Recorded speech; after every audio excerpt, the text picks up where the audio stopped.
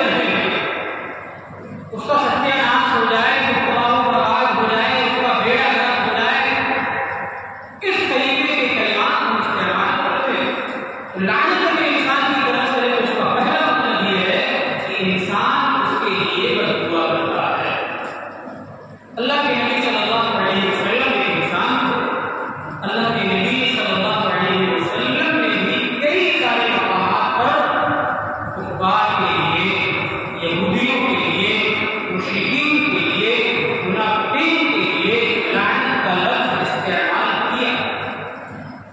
ग़ज़वा खंदक का मौका है, जंग चल रही है, कुफार के आमने सामने है, नबी और नबी के साथी भी मैदान में मौजूद है, जंग जारी, असर की नमाज का वक्त आता है, नमाज का वक्त आता है और चला जाता है, लेकिन इत्तेफाक से नमाज जमात के साथ नबी और नबी के साथ नहीं पढ़ पाते। क्यों? कुफार का डर है, ये जो सरहदों पर मुसल्लत है, अगर नमाज के लिए जाएंगे तो मुमकिन है कि आकर के हमला कर दें, मुमकिन है कि कुफार आकर के घाव कर दें, इसलिए डर है। अगर जमात के साथ नमाज पढ़ने के लिए जाएंगे तो कहीं आकर के हमला न कर दें, नमाज छूट गई। अल्लाह के नबी सल्लल्लाहु अलैहि वसल्लम कितने रहीम दिल थे, कितने मुशफिक थे, कितने रहीम थे, जल्दी आपकी जुबान से तौबा की कलिमात नहीं निकलते थे, लेकिन अस्र की जमात छूटी, अस्र की नमाज का वक्त आया, चला गया, नबी अकरम सल्लल्लाहु अलैहि वसल्लम और अल्लाह के नबी सल्लल्लाहु अलैहि वसल्लम ने कुफार के लिए बददुआ फरमाया, मला अल्लाहु कुयूदहुम व कुबूरहुम नारा, अल्लाह ताला इन मुनाफिकों के, इन काफिरों के घरों को आग से भर दे, इन काफिरों की कब्रों को भी आग से भर दे, इनके घरों में भी आग हो जाए, इनकी कब्रों में भी आग हो जाए। इस वजह से अल्लाह के नबी ने बददुआ की फरमाया, शगलूना अनिस सलातिल वुस्ता, आज इन काफिरों की वजह से हमारी असर की जमात छूट गई है, इन काफिरों की वजह से हमारी जमात नहीं मिल पा रही, जमात छूट गई। हदीस में है कि बाद में कज़ा करी, जमात छूट जाने की वजह से नबी अकरम सल्लल्लाहु अलैहि वसल्लम ने बददुआ की कलिमात इस्तेमाल किए, और नबी सल्लल्लाहु अलैहि वसल्लम ने बददुआ की कलिमात का इस्तेमाल किया। मतलब ये है कि इंसान की तरफ से लानत का लफ्ज इस्तेमाल किया जाए, इसलिए बददुआ। जब कुनूत नाज़िला पढ़ी जाती है, नबी अकरम सल्लल्लाहु अलैहि वसल्लम बददुआ करने के लिए कुनूत नाज़िला का इंतजाम किया करते थे, या फिर मुसलमानों की मदद के लिए दुआ करने के लिए भी कुनूत नाज़िला का इंतजाम किया करते थे। उस कुनूत नाज़िला में भी लानत का लफ्ज इंसान इस्तेमाल फरमाया, अल्लाहुम्मा लानिल कफ़रतल्लज़ीना यसुद्दूना अन सबीलिक, ऐ अल्लाह इन काफिरों पर तेरी लानत हो, जिन लोगों ने लोगों को अल्लाह के रास्ते से रोक दिया है, तेरे रास्ते में चलने से रोक दिया है, तेरे दीन पर चलने से रोक दिया है, वही युकद्दिबूना रुसुलक, तेरे रसूलों को जिन्होंने झुठला दिया है, वही युक़ातिलूना औलियाअक, तेरे नेक लोगों को जिन लोगों ने कत्ल कर दिया है, ऐ अल्लाह इन काफिरों पर तेरी लानत बरसे। तो ये लफ्ज हम और आप इस्तेमाल करते हैं, किसके लिए? यहूदियों के लिए, मुनाफिकों के लिए, काफिरों के लिए। पता नहीं चला कि लानत का लफ्ज जब इंसान की तरफ से होगा तो एक मतलब ये होगा बददुआ, दूसरा मतलब ये होगा जब हम और आप किसी को लानत देंगे तो उसका दूसरा मतलब ये होगा किसी को गाली देंगे। गाली देने का मतलब है हम किसी पर लानत भेज रहे हैं, किसी को बुरा भला कहने का मकसद हमारा ये होता है कि वो मलऊन है, हमारी नजरों में उस पर अल्लाह की लानत बरसे। सही मुस्लिम की रिवायत है, हज़रत अब्दुल्लाह इब्न उमर रज़ियल्लाहु तआला अन्हु बयान करते हैं कि अल्लाह के नबी सल्लल्लाहु अलैहि वसल्लम ने फरमाया, इन्ना मिन अकबरिल कबाइर, ऐ सहाबा सुनो, बड़े बड़े गुनाहों में से एक गुनाह ये भी है, अय्यलाना रजुल वालिदैहि, कि इंसान अपने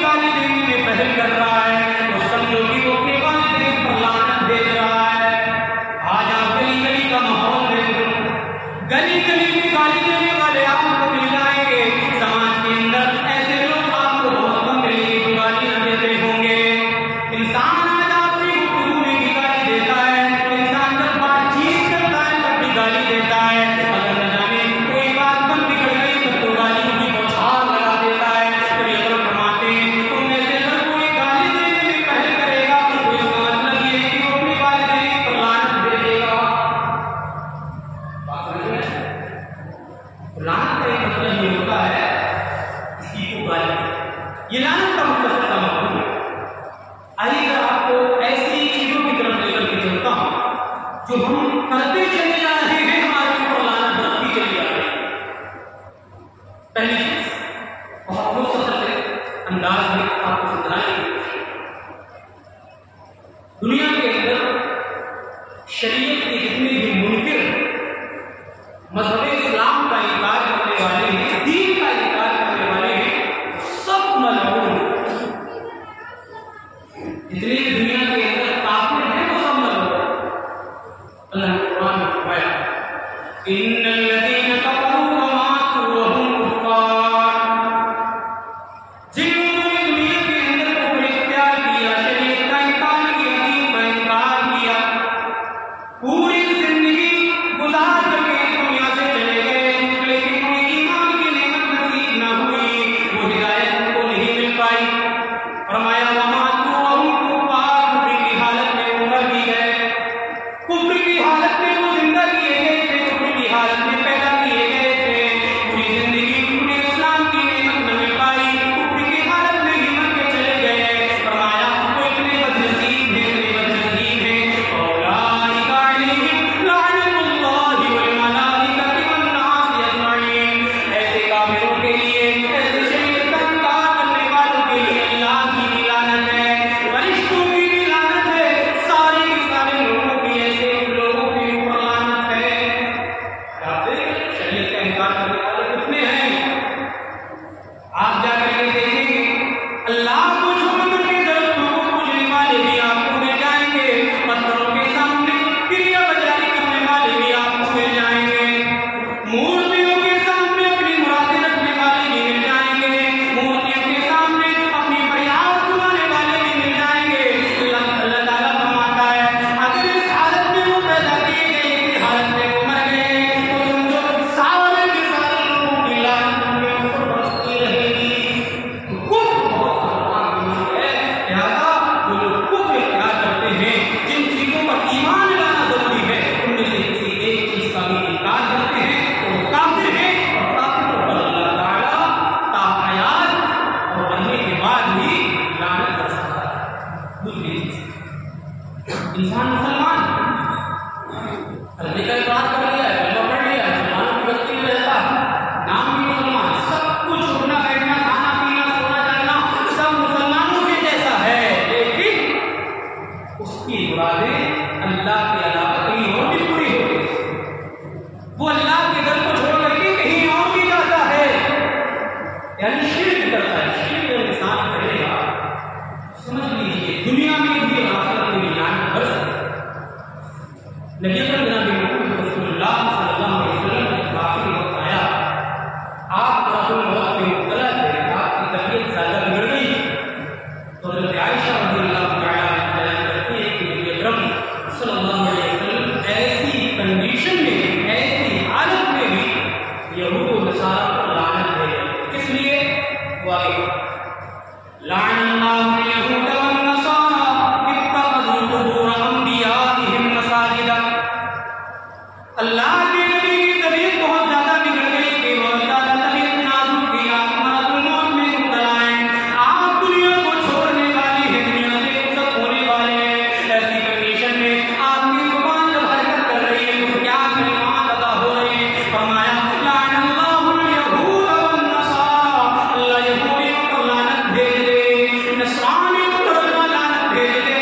क्यों कहा? इत्तखज़ू कुबूर अंबियाइहिम मसाजिदा, इन्होंने अपने नबियों की कब्रों को सजदागाह बना लिया है, इन्होंने अपने नबियों की कब्रों को पुख्ता करके वहां जाना शुरू कर दिया है। अल्लाह के नबी सल्लल्लाहु अलैहि वसल्लम ने शिर्क करने वालों के लिए दो लफ्ज में लानत का लफ्ज इस्तेमाल किया और कहा कि ऐसे सारे लोग जो अल्लाह के अलावा की इबादत करेंगे, अल्लाह के अलावा से जाकर के मांगेंगे, ऐसे लोग मुशरिक हैं और मुशरिकों पर लानत बरसती है।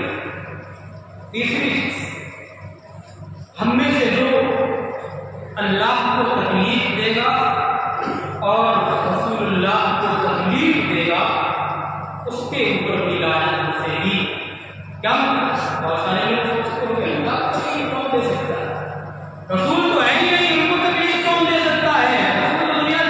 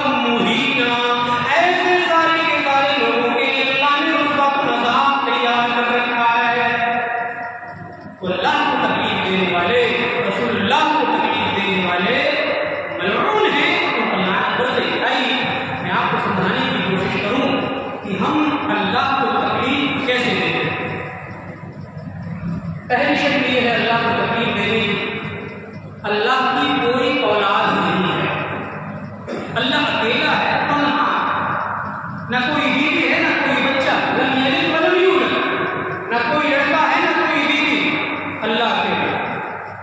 अब हम में से कोई मुसलमान हो, यहूदी हो, ईसाई हो, कोई भी हो, वो अगर अल्लाह का बेटा किसी को करार दे, जाहिर सी बात है अल्लाह को गुस्सा है, जाहिर सी बात है अल्लाह रब्बुल आलमीन को तकलीफ होगी, अल्लाह पर जो बोतान लगाए अल्लाह को तकलीफ ना हो, ऐसा नहीं हो सकता।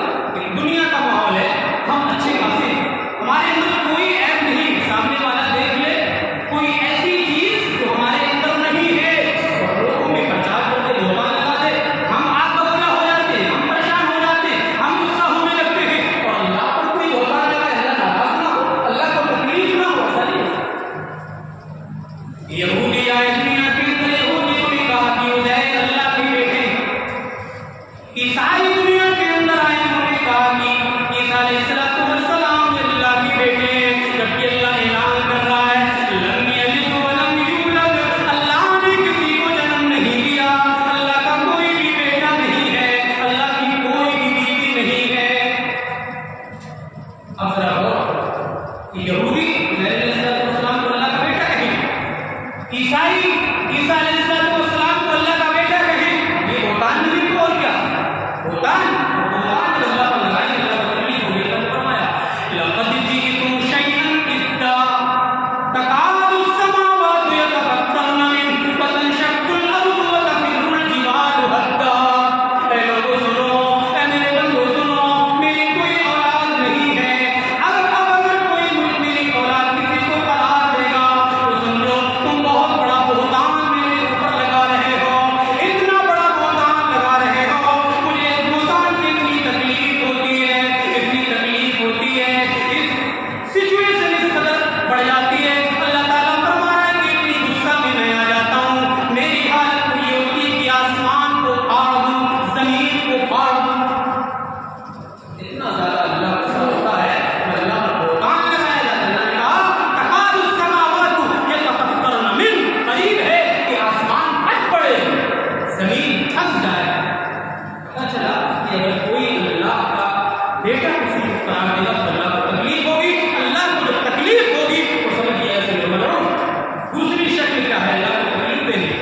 दूसरी शक्ल ये है अल्लाह को तकलीफ देने की, ये निज़ाम कायनात जो पूरी दुनिया का जो निज़ाम है ये अकेले अल्लाह चला रहा है। किसी के जहन में खुराफात पैदा हो जाए, अरे हिंदुस्तान है, पाकिस्तान है, इंडोनेशिया है, जापान है, अमेरिका, यहाँ पूरी दुनिया में कैसे निज़ाम चला रही है, चला सकता, ये खुराफात अगर किसी के जहन में पैदा हो गई, उसने अगर किसी और को अल्लाह का मुआविन तस्लीम कर लिया कि निज़ाम कायनात को चलाने में अल्लाह के साथ कोई ना कोई है, इसलिए ये निज़ाम इतने अच्छे तरीके से चल रहा है, तो समझ लो कि उसने अल्लाह को तकलीफ दी। अल्लाह ने कुरान में फरमाया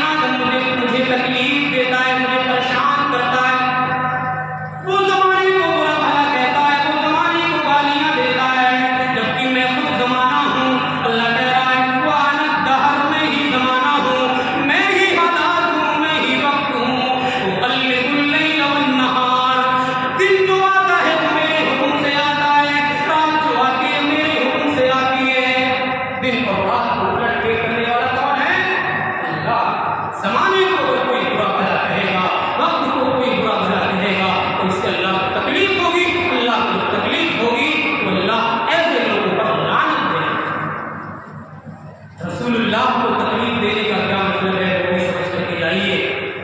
रसूलुल्लाह को तकलीफ देने की कई सारी शक्लें हो सकती। पहली शक्ल तो ये है कि कुफ्फार मक्का ने नबी को ज़ुबानी तकलीफ दी थी, जिस्मानी तकलीफ दी थी। जुबान से भी तकलीफ देते थे और जिस्मानी तौर पर भी तकलीफ देते थे। जुबान से क्या कहते थे मालूम? कि मोहम्मद दीवाना सल्लल्लाहु अलैहि वसल्लम, ये मोहम्मद पागल है,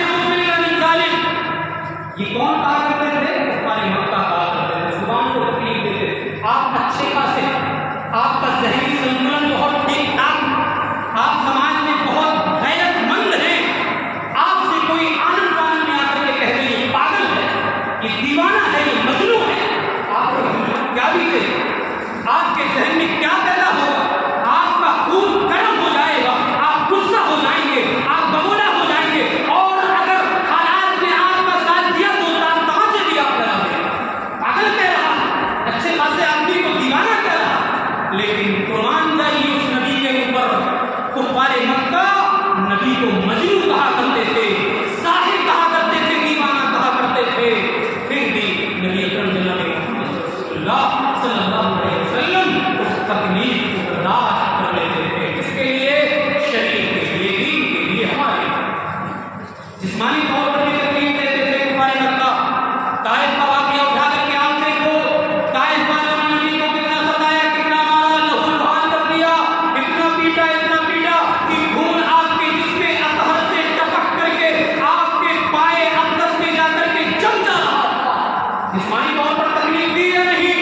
नबी अकरम जनाब मोहम्मद रसूलुल्लाह सल्लल्लाहु अलैहि वसल्लम को जिस्मानी तौर पर भी तकलीफ दी गई। फरिश्ते ने आकर के कहा है नबी एक बार कह दो इन सारे के सारे ताइफ वालों को वो पहाड़ियों के दरमियान में रख करके पीस देंगे, एक बार आप कह दो। नबी ने ऐसी हालत, ऐसी कंडीशन में भी मना कर दिया कि फरिश्तों इसकी जरूरत नहीं है। एक वक्त वो आएगा कि ताइफ की वादियों से इस्लाम के परचम को लहराया जाएगा, एक वक्त वो आएगा कि ताइफ की गलियों से इस्लाम के नारे बुलंद होंगे, लिहाजा ये कदम उठाने की जरूरत नहीं। नबी ने जिस्मानी तौर पर भी तकलीफ बर्दाश्त की, इसलिए मजहब के लिए, शरीयत के बोलबाले के लिए इस्लाम मुनाफिकीन भी नबी को तकलीफ देते। आज हमारे समाज में भी मुनाफिकों की कमी नहीं। ये अलग बात है कि वो नबी के जमाने के मुनाफिक थे, वो आला क्वालिटी के मुनाफिक थे, और आज हमारे सबों में मुनाफिक बड़े लो क्वालिटी के, लेकिन मुनाफिक हैं। भाई साहब, एक इंसान चोर, एक इंसान चोर, आप चोरी नहीं कर रहे हैं, चोरी करने वाले की जितनी भी सिफात है सारी आपके अंदर है, क्या आपको चोर नहीं कहा जाता? आप जिना नहीं कर रहे हैं, जिना की तरफ ले जाने वाले जितने भी अड्डे हैं आप वहां जा रहे हैं, तो आपको जिनाकार कहा जाएगा नहीं कहा जाएगा? कहा जाएगा। इसीलिए पहले के दौर में मुनाफिक थे, उनकी जो सिफात अगर हमारे अंदर आ जाएगी तो हमें भी मुनाफिक कहा जाएगा। पहले के दौर के मुनाफिकों ने नबी अकरम को बहुत तकलीफ, क्या कहते थे मालूम? अल्लाह ने कुरान में उठा कर फरमाया वमिनहुम लल्लज़ीना युज़ूना अन्नबिय्य व यक़ूलूना हुवा उज़ुन। मुनाफिकों में से कुछ इतने ज्यादा हद से आगे गए थे, इतने ज्यादा बदतमीज थे, इतने ज्यादा बदतमीज थे कि नबी के बारे में कहा करते थे ये नबी कानों से हल्के हैं, ये नबी कानों से ज्यादा सुनते नहीं है, इनके कानों में जरा हल्कापन पाया जाता है। यानी आपको बहरा भी कहा करते हैं। अच्छा खासा इंसान अगर कोई हो उससे क्यों कहते बहरा? क्या हालत है? गुस्सा हो गया, नबी को बहरा नहीं कहा। अल्लाह ने आसमान से इस बात का जवाब दिया कि नबी के कानों को हल्का बताने वालों, तुम्हारी जुबानें बदतमीज हैं, तुम्हारी जुबानें बेलगाम हैं, नबी के कान हल्के नहीं। फरमाया कुल हुवा कुल खैरिन लकुम, ऐ नबी इन मुनाफिकों से कह दो, इन तकलीफ देने वालों से कह दो, जिन कानों को तुम हल्का बता रहे हो उन्हीं कानों से वो कान अल्लाह के यहाँ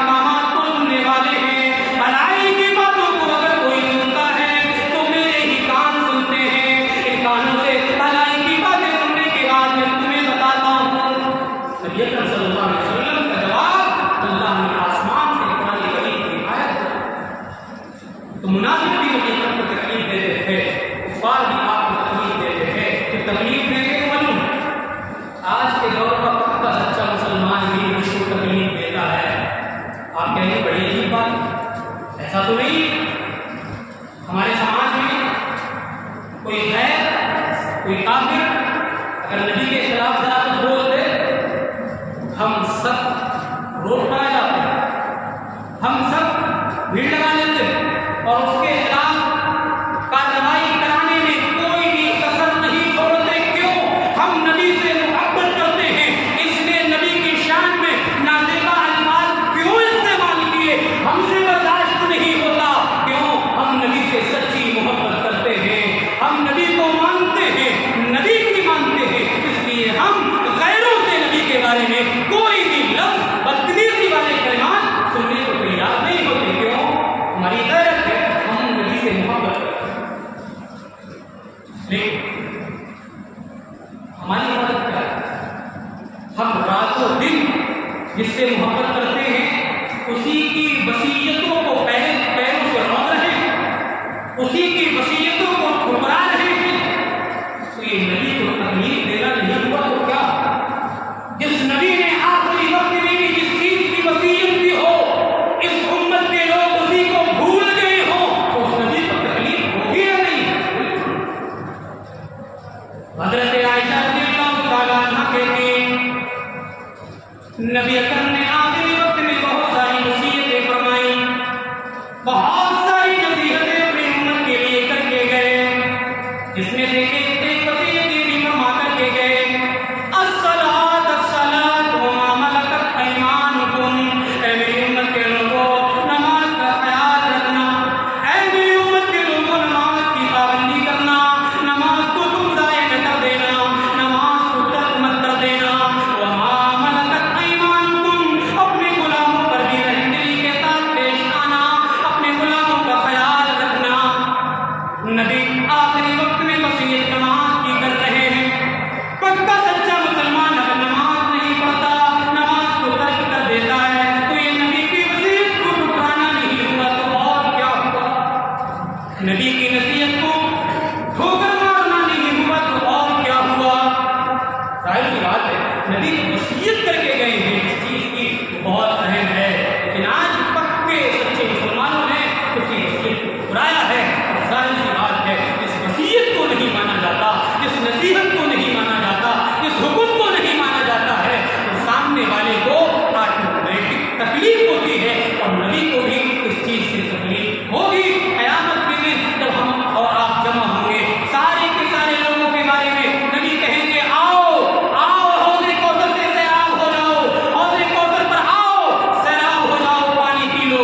लेकिन फरिश्ते कहेंगे, रोको, थोड़ा रोको, ये सारे के सारे लोग आपके उम्मती बेहतर नहीं है।